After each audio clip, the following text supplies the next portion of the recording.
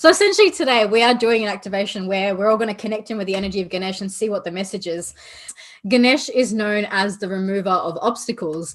I feel like the vibe of today is let's just remove all the obstacles. I mean, last time, well, 2 weeks ago, we anchored in, into January, and we pulled ourselves into the timeline, and, we did all that timeline work. And then last week was all about surrendering, because it was all, I don't even know what chaos was going on. But as things are starting to land, as we're going into the new year, I'm feeling like, okay, cool. Ganesh is really strong in the field. There's a lot of people around me that are connecting with Ganesh right now.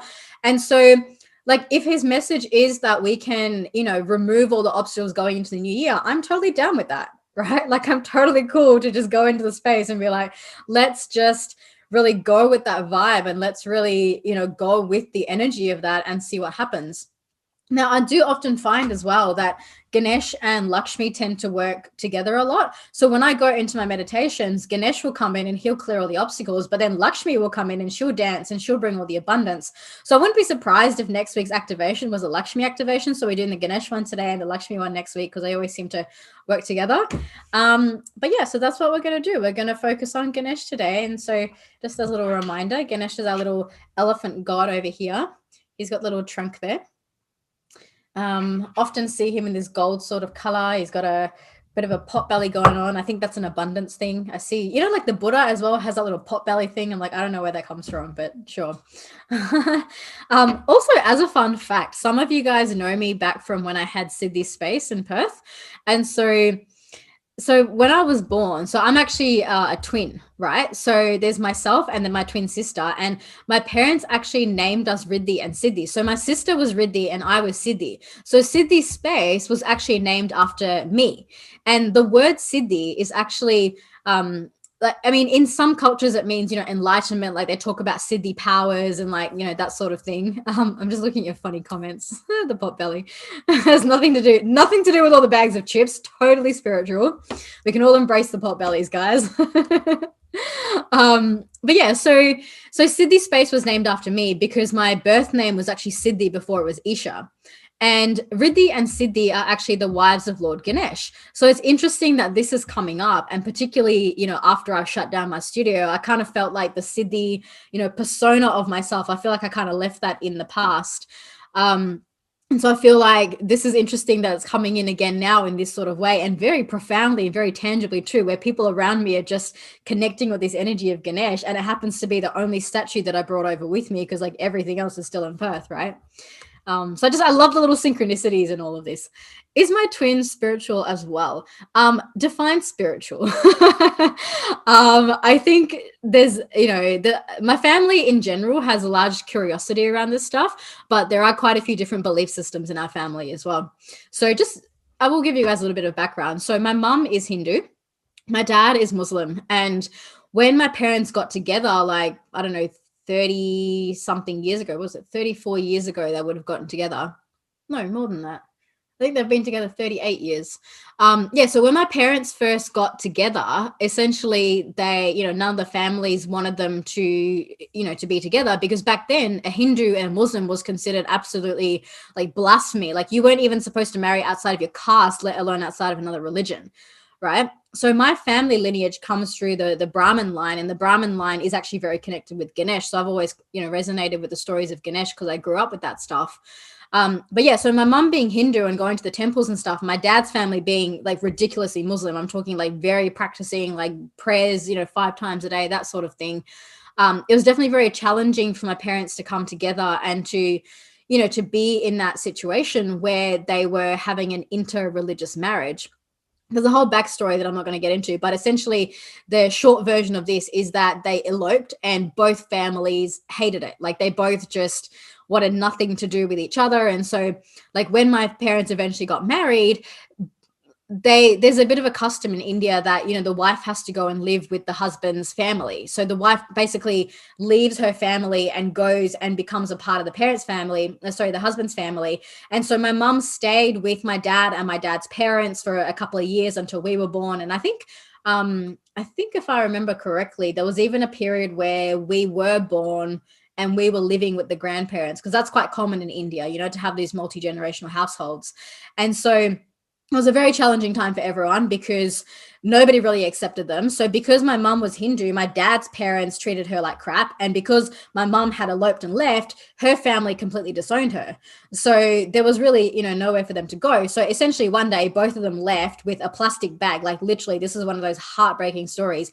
They have come out of absolute poverty. They walked out the house with just like a bag of clothes and was like, that's it, we're done, because my mom just got so sick of being treated like shit, just on both ends of this. So yeah, look, my parents have gone through so much, and I don't share this story very often because I feel like, well, for one, it's not really my story, it's their story, and their view on a lot of this stuff is like I've told my mum to write a book, and mum's like, I don't want to talk about this ever again. She doesn't even want to share the story, let alone like, I guess be public in everything that she's been through. But my parents have been through so much hardship, so much poverty, like they grew up with such like, yeah, just really I guess really with a lot of pain and a lot of I guess resilience, that they've been through. And in through all of that, like my mum, her faith has always been very strong. So that's something that I adopted when I was quite young. And I know that my mum knows that she will always be looked after by God. So when we were growing up as children, that was something that was really instilled. And I'm really grateful for that, because having the diversity when I was younger of my mum being Hindu, my dad being Muslim. And then when we went to New Zealand, so I left India when I was 5, and we actually moved to New Zealand, which was largely them running away from all the crap that was going on in India with their families. When they left all of that and we started a new life in New Zealand when I was 5 years old, they put us in Catholic education. So I grew up learning the stories of Jesus when I was growing up. I knew more about like the parables in the Bible than I did about my own heritage and culture. So I've grown up with a very mixed diversity in the story. And it wasn't until probably quite recently, actually, that I started reconnecting back to the Indian deities, which is ironic because I'm born in India. Like I'm actually Indian, and it's so funny because I just find it hilarious when so many people were, they're like, oh, I'm going to India for a spiritual pilgrimage. And I'm like, I was born in India. And I just have a little giggle every time somebody goes to India and then comes back with little tickers on their head and they're trying to say namaste in like a really English accent. And I just like kind of laugh at the whole debacle. But anyway, so the point is, when I was in New Zealand, I learned a lot of the Australian culture and actually lost a lot of the Indian stuff. And it wasn't until I started 𝐻𝐷𝑖 Space that I actually reconnected with those Indian energies, because when I brought in, 𝐻𝐷𝑖 Space, which was named after myself, that was me reconnecting to the Indian roots. And I remember there's a couple of key points, and I've shared some of these stories online before, but there was this one time where this guy from the Sacred India Gallery in Perth, he came to visit my studio, and he was just visiting because he wanted to hire the space. He didn't end up hiring the space, but he ended up staying in my studio for like an hour, and we ended up just chatting. And his connection to the Indian deities was so strong. Like his Krishna connection in particular was so strong that night I had the most powerful dream I've ever had in my life of Krishna.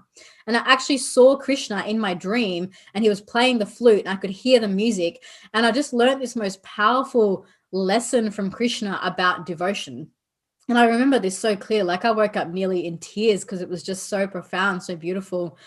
And I remember just like talking to Krishna, and this was at a phase in my life where I was still like, why do we have to pray to gods? Like, this was my phase of, oh, but like we're our own gods, or we're our own creators, and why do we have deities, and aren't we all the same, and we're all one? And like I was in that phase quite a bit.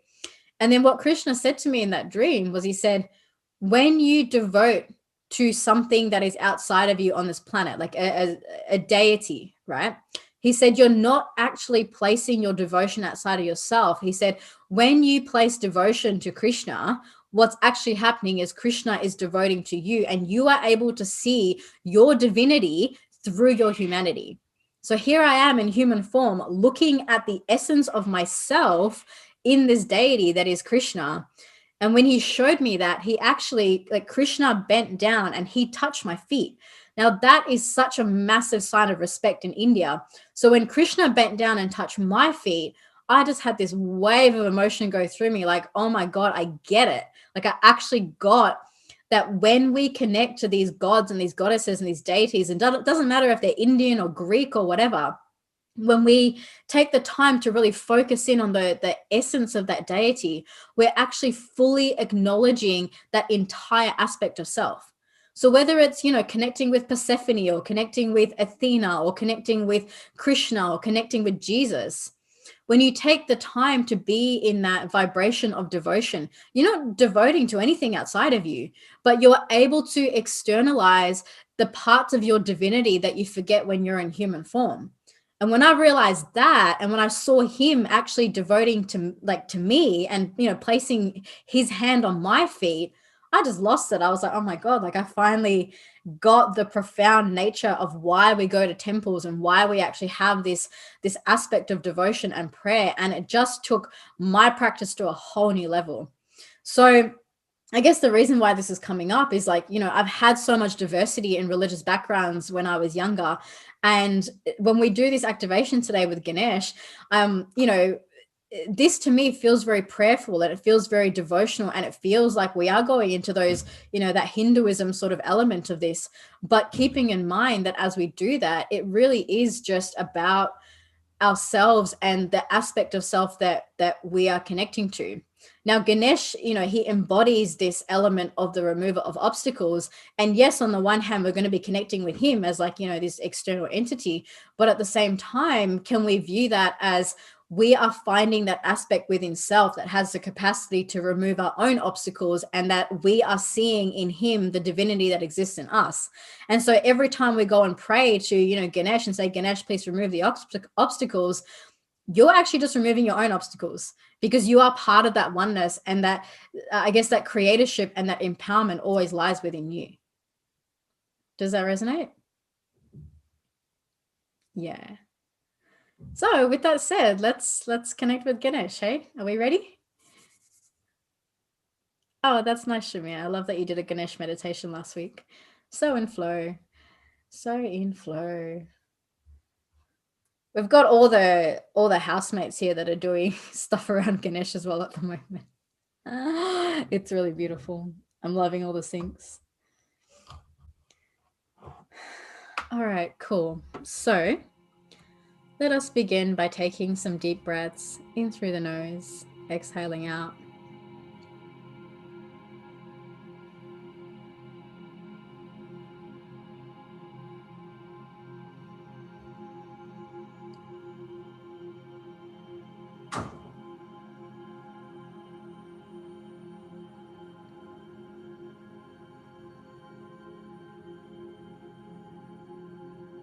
As you breathe in, start to bring your awareness to your breath, to your body.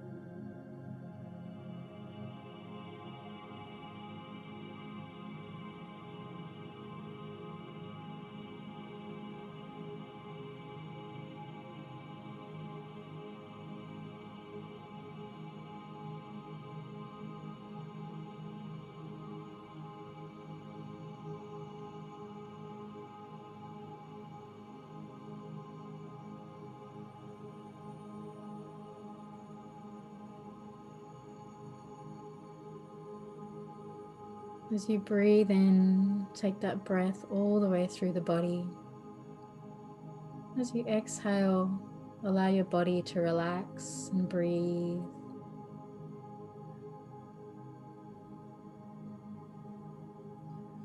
So often we hold our breath without even realizing that we haven't been breathing deep, allowing the breath of life to flow through us. So let's take a conscious breath, breathing in through the nose, exhaling out, allowing that cycle of life to weave within our body through the breath.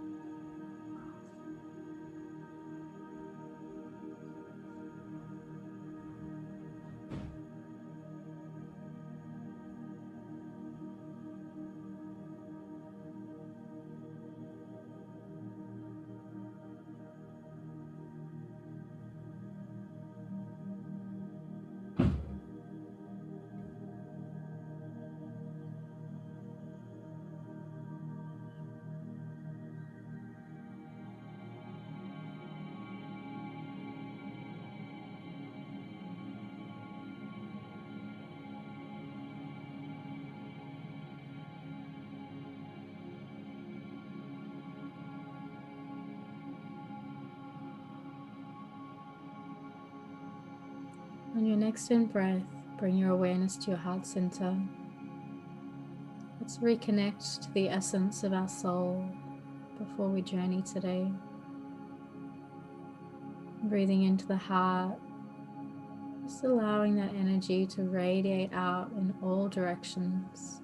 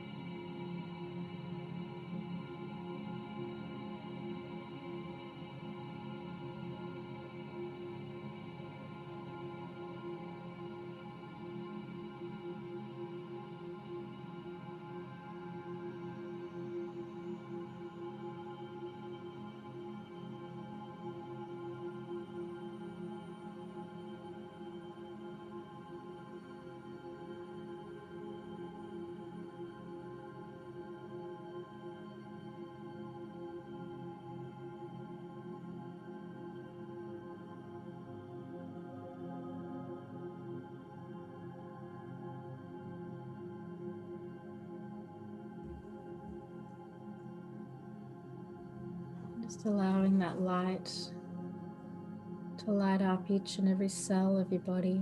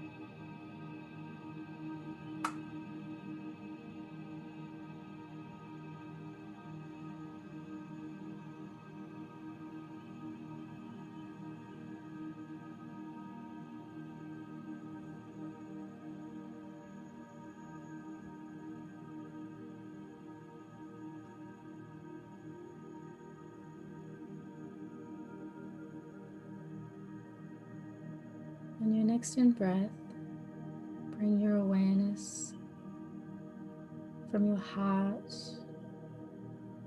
down to the heart of Gaia. Take a breath down as you connect your heart to hers.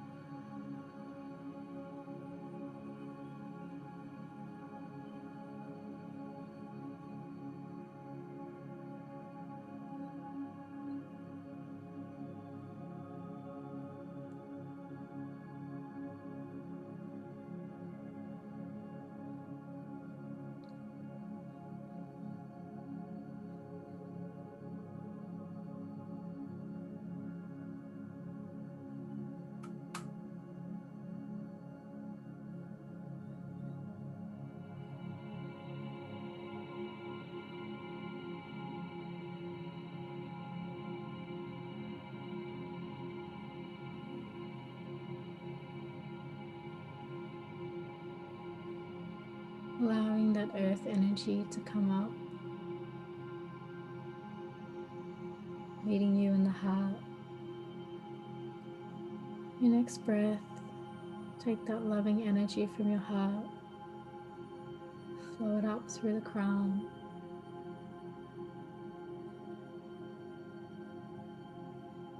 And feel that energy flowing from source into your heart.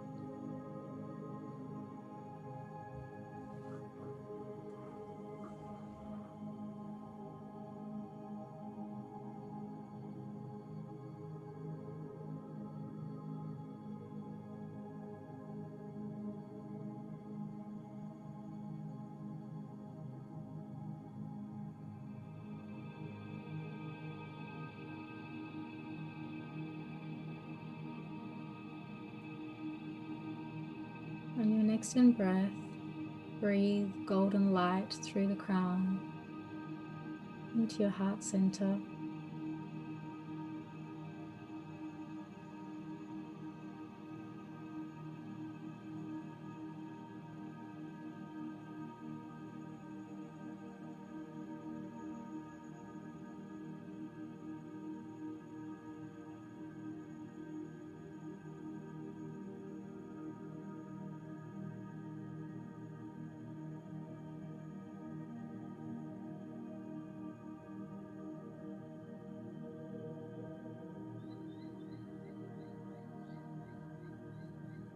And allow that golden light to balloon outwards from the center of your heart,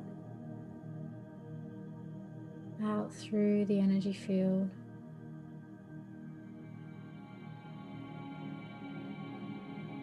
flowing from your heart up through the crown and down and around your aura,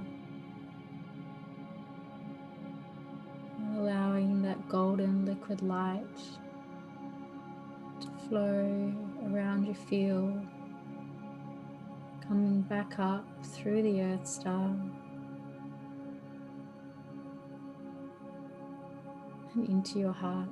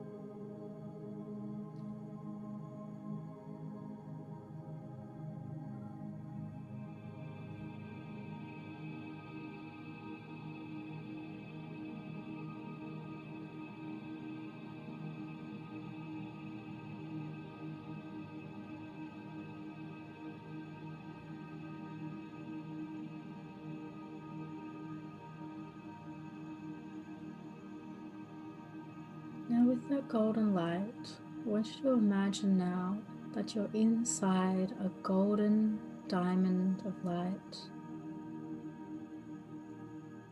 Imagine that this diamond of light goes from your soul star to your earth star.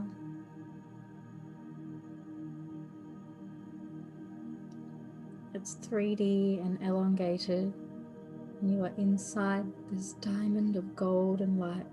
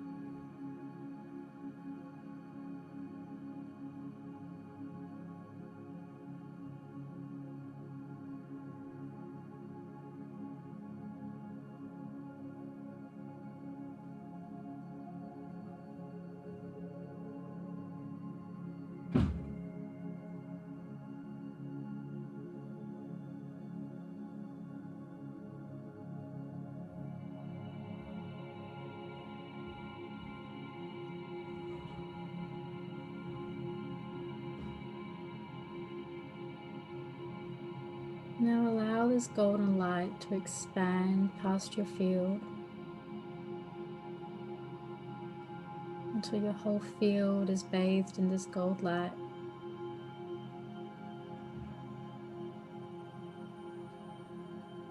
And keep radiating out until you've created for yourself a large golden room filled with this light.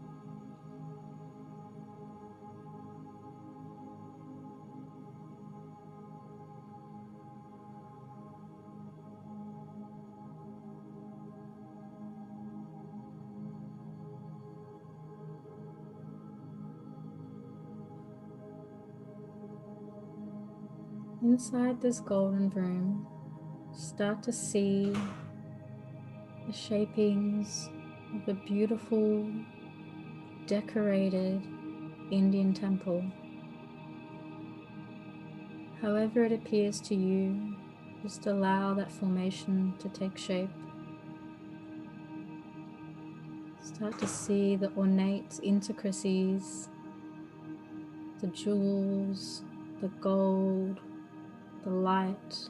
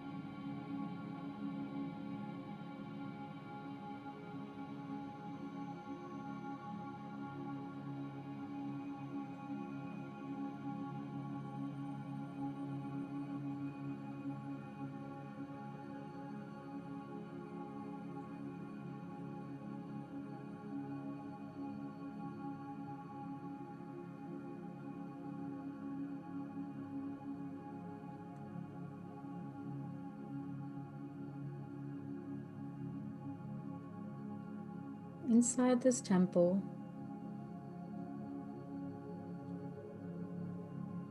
see if you can call in now the energy of Ganesh.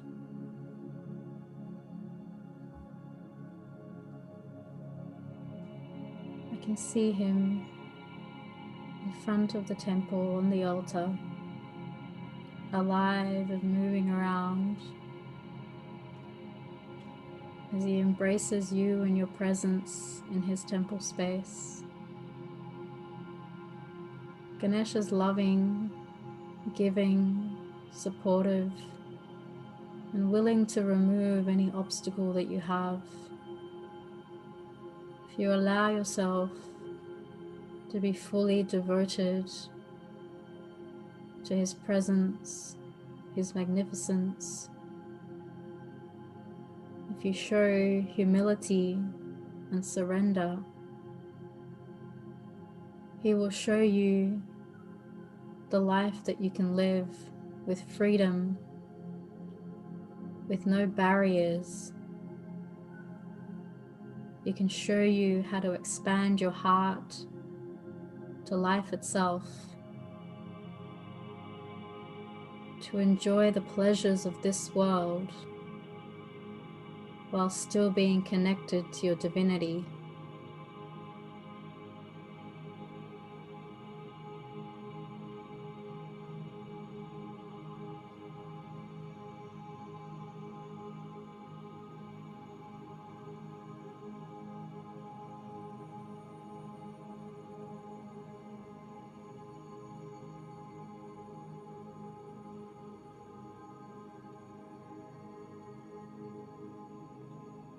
I'm going to take some time now just to sit in the presence of Lord Ganesh, to allow ourselves to fully feel his frequency. Just let yourself breathe and relax into this meditation today. Allow yourself to open your heart to receive him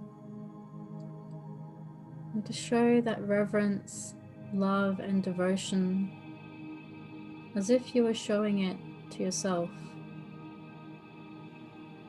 Just breathing that in, and let's sit in that space for a while.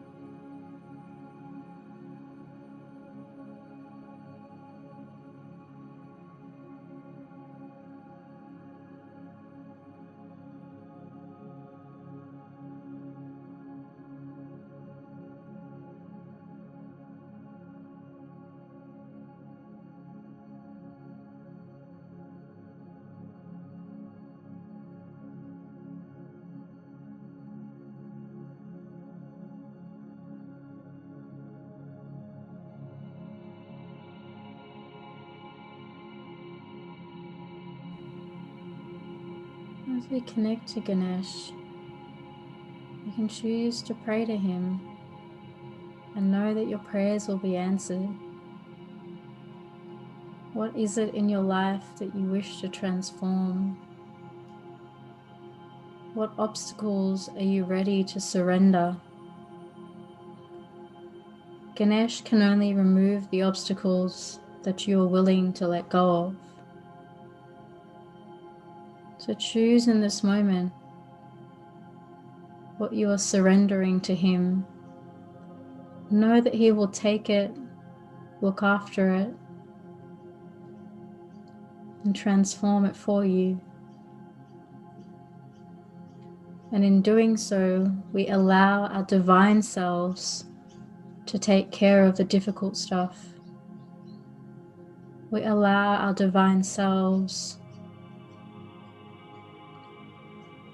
to surrender and flow with the bigger picture.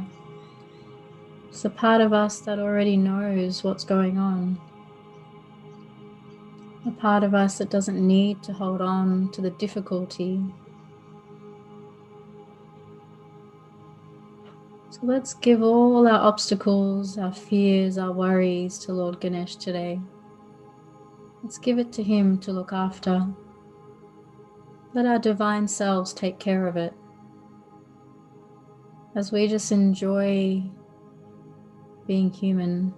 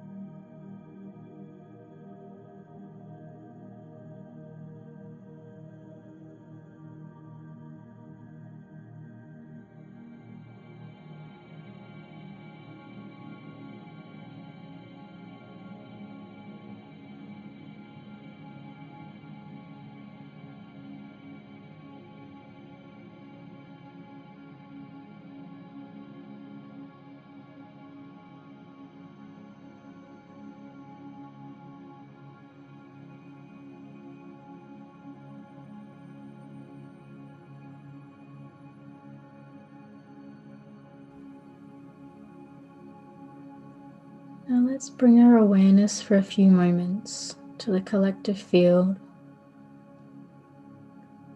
Let's bring this energy of Ganesh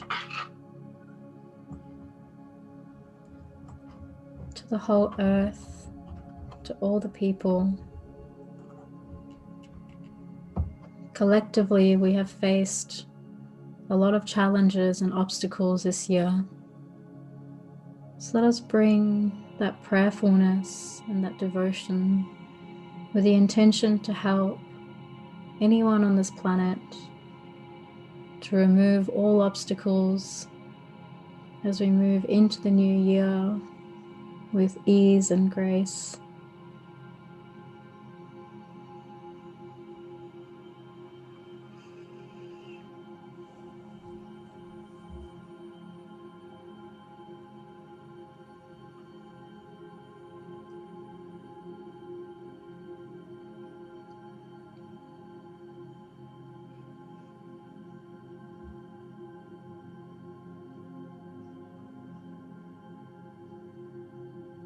Let us send his blessings to our friends, our family, to all our fellow humans, so we may all receive the benefits of this beautiful energy.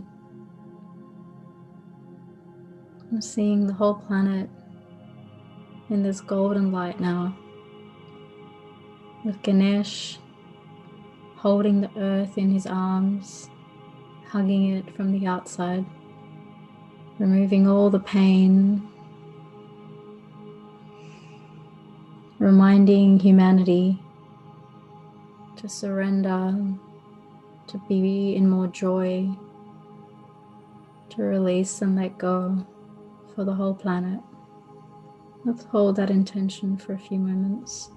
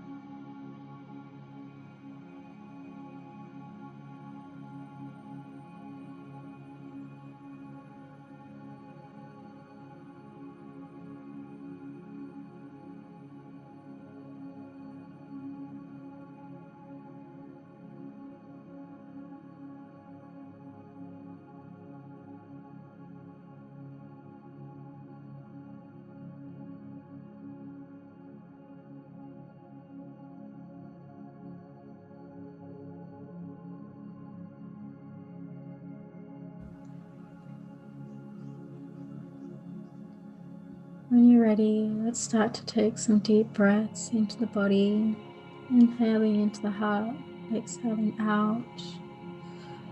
Let's take a moment now to ground those energies through the body, into the heart of Gaia.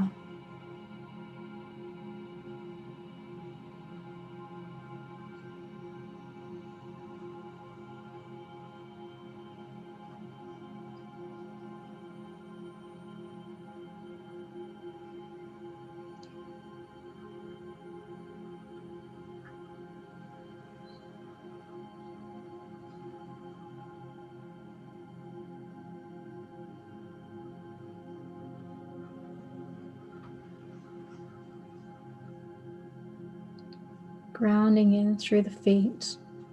Imagine that you've got roots coming out from your feet, from the base of your spine. Let's send all that energy down into the earth as we integrate and slowly start to bring our awareness back into the space. Let us thank Ganesh with a lot of love and gratitude as we slowly begin to bring our focus back to the heart space, back to the white light. Taking a deep breath in through the nose, exhaling out, and gently coming back.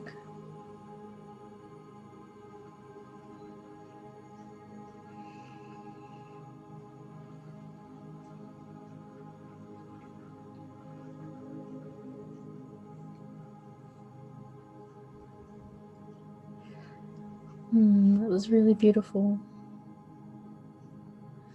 Powerful practice, that one. One thing I've learned about these Indian deities is they love to dance. Like literally every time I see them, they're like dancing around in the temples. I'm like, cool, having a little party in there. Oh, so much fun. Cool, I think we're all back. So yeah, let's do some integration. I'll pop you guys into rooms for a few minutes. If you have any comments as well about that, let me know. Always great to have these little chats, as you know, so that we can, just integrate the experience we've had. So I'll see you guys in about 5 minutes.